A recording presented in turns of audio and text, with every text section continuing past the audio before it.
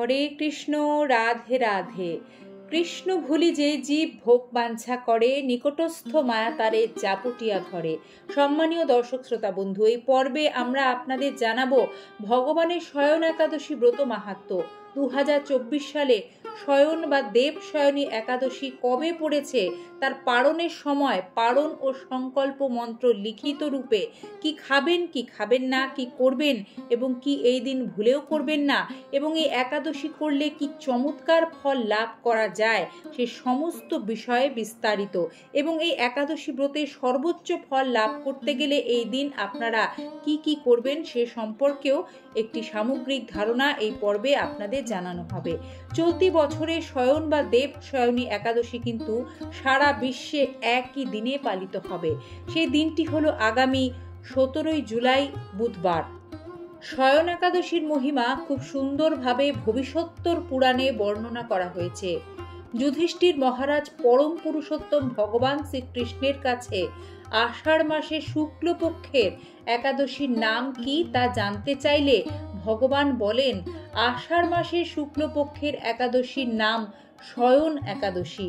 এই দিনে সূর্য মিথুন রাশিতে প্রবেশ করে। বিষ্ণু পুরাণ অনুসারে আষাঢ় মাসে শুক্লপক্ষের এই একাদশীর দিন থেকে আগামী 4 মাসের জন্য ভগবান বিষ্ণু ক্ষীর সাগরে যোগ নিদ্রায় যান। তাই এই তিথিকে দেব শয়নী একাদশীও বলা হয়। এই একাদশী 4 মাস পর দেব প্রবোধিনী একাদশীতে ভগবান বিষ্ণু আবার জেগে ওঠেন। 4 মাসের এই সময়টিকে বলা হয় চতুর্মাস, যে সময় কোনো শুভ অনুষ্ঠান করা হয় না। দেবশয়নী একাদশী হরিশয়নী একাদশী বা শয়ন একাদশী নামেও কিন্তু পরিচিত।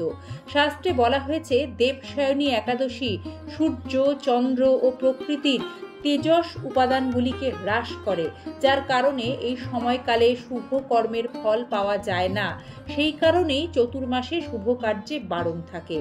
এই একাদশী কিন্তু সৌভাগ্য একাদশী নামেও পরিচিত। এই একাদশী ব্রত নিষ্ঠার সাথে পালন করলে জীবনের সমস্ত ঝামেলা দূর হয় এবং জীবনে কখনোই অর্থ ও অন্নের অভাব হয় না। এছাড়াও এই পবিত্র তিথিতে দান করলে সকল প্রকার পাপ থেকে মুক্তি পাওয়া যায়। পদ্মপুরাণ অনুযায়ী কোনো ব্যক্তি ইচ্ছা বা অনিচ্ছাকৃত ভাবেও যদি এই একাদশী ব্রত পালন করে, তাহলে ব্রতের পুণ্য ফলে তার গুরুতর কঠিন পাপ নাশ হয়। এই দিনে পূর্ণ চিত্ত ও নিয়ম কানুন মেনে পূজা করলে একজন নারী মোক্ষ লাভ করতে পারে। ব্রহ্মবৈবর্ত পুরাণ অনুসারে দেব শয়নী একাদশীর উপবাস করলে ভক্তের সকল মনোবাঞ্ছা পূর্ণ করেন জগৎ পালক ভগবান শ্রী হরি বিষ্ণু। শ্রবণ করুন দেবশয়নী বা শয়ন একাদশী ব্রত মাহাত্ম্য কথা। মহারাজ যুধিষ্ঠির বললেন, হে কৃষ্ণ, আষাঢ় মাসে শুক্লপক্ষের একাদশীর নাম কি, এর মহিমাই বা কি, তা আমাকে কৃপা করে বলুন। শ্রীকৃষ্ণ বললেন, ব্রহ্মা এই একাদশী সম্পর্কে দেবর্ষি নারদকে যা বললেন, আমি সেই আশ্চর্যজনক কথা আপনাকে বলছি। শ্রী ব্রহ্মা বললেন, হে নারদ, এ সংসারে একাদশীর মতো পবিত্র আর কোনো ব্রত নেই। সকল পাপ বিনাশের জন্য এই বিষ্ণু ব্রত পালন করা একান্ত আবশ্যক। যে ব্যক্তি এই প্রকার পবিত্র পাপ নাশক এবং সকল অভীষ্ট প্রদাতা একাদশী ব্রত না করে, তাকে নরকগামী হতে হয়। আষাঢ়ে শুক্লপক্ষের এই একাদশী শয়নী নামে বিখ্যাত। শ্রী ভগবান ঋষিকেশের জন্য এই ব্রত পালন করতে হয়। এই ব্রতের সম্বন্ধে এক মঙ্গলময় পৌরাণিক কাহিনী আছে। আমি এখন তা বলছি, আপনি শ্রবণ করুন। বহু বছর পূর্বে সূর্যবংশে মান্ধাতা নামে একজন রাজর্ষি ছিলেন। তিনি ছিলেন সত্য প্রতিজ্ঞ এবং প্রতাপশালী চক্রবর্তী রাজা। প্রজাদেরকে তিনি নিজের সন্তানের মতো পালন করতেন। সেই রাজ্যে কোনো রকম দুঃখ, রোগ, ব্যাধি, দুর্ভিক্ষ, আতঙ্ক, খাদ্যাভাব অথবা কোনো অন্যায় আচরণ ছিল না। এইভাবে বহুদিন অতিবাহিত হলো। কিন্তু এক সময় হঠাৎ দৈব দুর্বিপাকে ক্রমাগত 3 বছর সে রাজ্যে কোনো বৃষ্টি হয়নি। দুর্ভিক্ষের ফলে সেখানে দেবতাদের উদ্দেশ্যে দান মন্ত্রের স্বাহা স্বাধা ইত্যাদি শব্দ বন্ধ হয়ে গেল, এমনকি বেদ পাঠও ক্রমশ বন্ধ হলো। তখন প্রজারা রাজার কাছে এসে বলতে লাগলো, মহারাজ, দয়া করে আমাদের কথা শুনুন। শাস্ত্রে জলকে নাড় বলা হয়, আর সেই জলে ভগবানের অয়ন অর্থাৎ নিবাস, তাই ভগবানের এক নাম নারায়ণ। মেঘ রূপে ভগবান বিষ্ণু সর্বত্র বাড়ি বর্ষণ করেন। সেই বৃষ্টি থেকে অন্ন এবং অন্ন খেয়ে প্রজাগণ জীবন ধারণ করেন। এখন সেই অন্নের অভাবে প্রজারা ক্ষয়প্রাপ্ত হচ্ছে। অতএব হে মহারাজ, আপনি এমন কোনো উপায় অবলম্বন করুন যাতে আপনার রাজ্যের শান্তি এবং কল্যাণ সাধন হয়। রাজা মান্ধাতা বললেন, তোমরা ঠিকই বলেছ। অন্ন থেকে প্রজার উদ্ভব, অন্ন থেকেই প্রজার পালন, তাই অন্নের অভাবে প্রজারা বিনষ্ট হয়, আবার রাজার দোষেও রাজ্য নষ্ট হয়। আমি নিজের বুদ্ধিতে আমার নিজের কোনো দোষ খুঁজে পাচ্ছি না, তবুও প্রজাদের কল্যাণের জন্য আমি আপ্রাণ চেষ্টা করব। তারপর রাজা ব্রহ্মাকে প্রণাম করে সৈন্যসহ বনে গমন করলেন। সেখানে প্রধান প্রধান ঋষিদের আশ্রমে তিনি ভ্রমণ করলেন। এভাবে তিনি ব্রহ্মার পুত্র মহা তেজস্বী অঙ্গিরা ঋষির সাক্ষাৎ লাভ করলেন।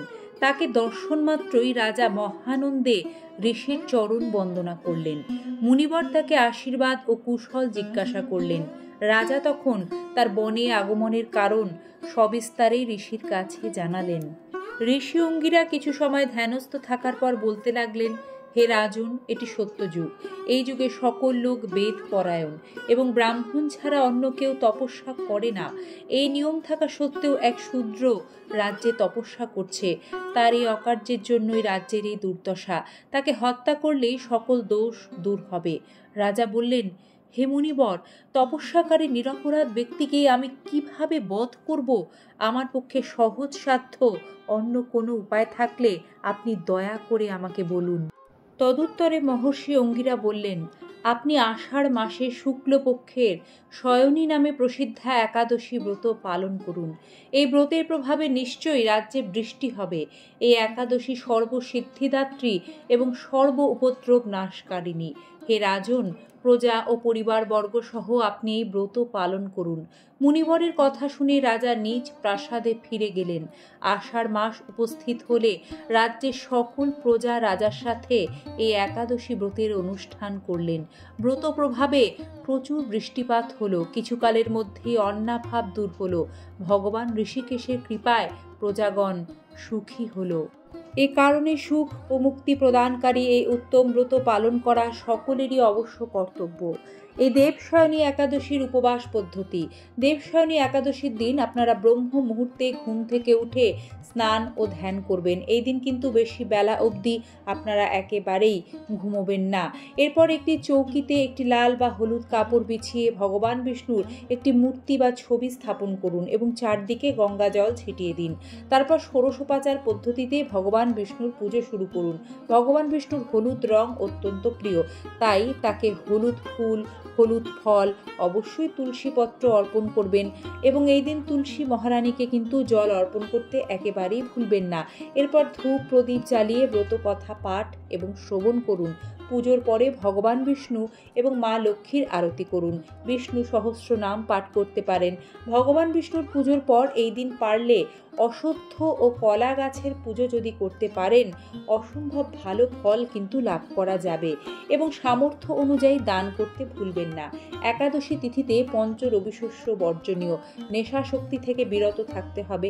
একাদশী অত্যন্ত পবিত্র এবং পুণ্যতিথি। নিজেও পালন করুন এবং অপরকেও উৎসাহ প্রদান করুন এই ব্রত পালন করতে। সনাতনী বার্তা আজ এখানেই শেষ করছি। আগামী পর্বে আবারও দেখা হবে। হরে কৃষ্ণা, রাধে রাধে। সকলে নিজেদের খেয়াল রাখবেন।